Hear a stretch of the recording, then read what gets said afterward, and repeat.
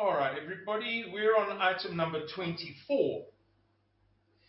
I don't know how many of you are old enough to remember when rope was sisal twine and hessian rope, that kind of thing, when it was made of natural fibers. I lived on Zanzibar Island for a year, and there, this is now almost 30 years ago, there they still had coconut fiber rope. But it wasn't that long ago in the history of mankind that we didn't have nylon rope, and we're going to go back to that quicker than we think. The nylon ropes that we have are going to run out very quickly. So item number 24 is rope, cord, wire, which is a bit of a different thing, but it's along the same lines, I think you'll appreciate, nails and screws. I didn't know this until I read about it, but there was a time when screws were like incredibly valuable. If an apprentice working on a ship for a carpenter's apprentice, or a shipwright's apprentice, lost a screw, it was like a kind of I don't want to exaggerate the thing, but a little scandal. You know, it was a bad thing. The guy had done badly, and the carpenter was angry with him. That's how valuable screws and nails were before the time of factories in China, South Africa, wherever, where screws and nails could be produced by the tens of millions in a day by 10 machines running alongside one another. We're not going to have that. And I put it to you that those people who arrive in a camp, in an environment, in a location, in a headquarters, in a place, in a sector, with a few hundred meters of rope or cord or of baling wire.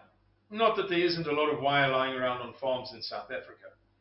Well, let's leave the wire, nails and screws. That person is really going to be able to make something of the tremendous investment that they put in over time of their wealth into nails, screws, ropes, and cord.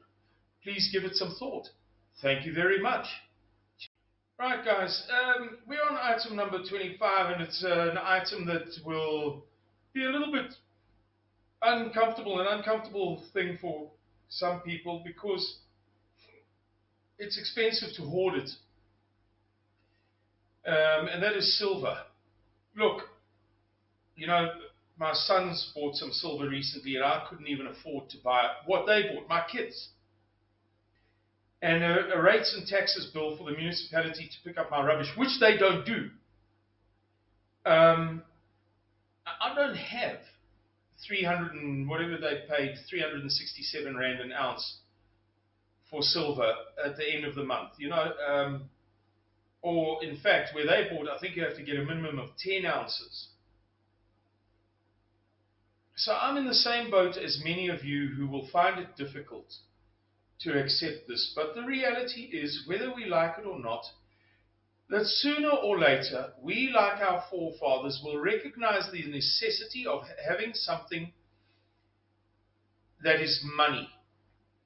Something which is not about trading 6 eggs for 4.5 potatoes, a handful of lentils for, maybe if I give you one handful, you can give me 1/3 of your goat. Don't know what you're going to do with the other third. There is a reason why our forefathers, in their wisdom, as the common sense people that they were, adopted money. And they adopted precious, I just bit my tongue. They adopted precious metals as money. I'm not a great theologian, but even I can draw upon the example of Abraham paying for the cave at Machpelah for a tomb for Sarah. That's thousands and thousands of years ago.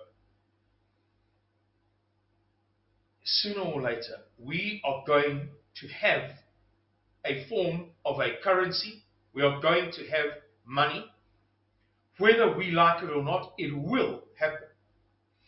And if we are blessed to have been able to hoard silver, gold is unwieldy. It's worth too much to be used very easily on a practical basis in a poor society such as ours will be. It's more likely to be silver. Let's just get that out of the way. That sooner or later it's going to happen that we will have money in the form of precious metals, being silver first and foremost. And it will be a blessing if we are able to have a few of those things when we go into a crisis. Know one thing, the value is going to be far greater. I've done quite a lot of research on this. I like to think I'm a semi-expert. And if you want to do research on videos by Chris Martenson and Mike Maloney. They're certainly the best, by far, the two of them. And they're recognized as such on YouTube worldwide. Chris Martenson and Mike Maloney. Excuse me. The value of silver is going to be absolutely phenomenal. Much more than now. So let's say you buy silver now for 387 Rand, something like that. Let's call it 400 for a round number. In terms of today's money, obviously things will change, but this is the only reference point I can easily give you. In terms of today's money, if we go into a civil war, within weeks,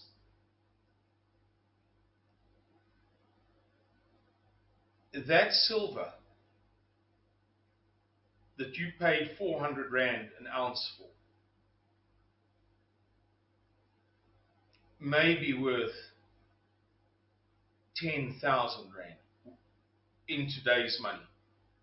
In terms of what you can do with 10,000 Rand now. Let's say, for example, how many people you can employ, or how many potatoes or eggs or chickens or goats you can buy with 10,000 Rand. What you pay 400 Rand for, in the event of a crisis, you can do lots of reading about this.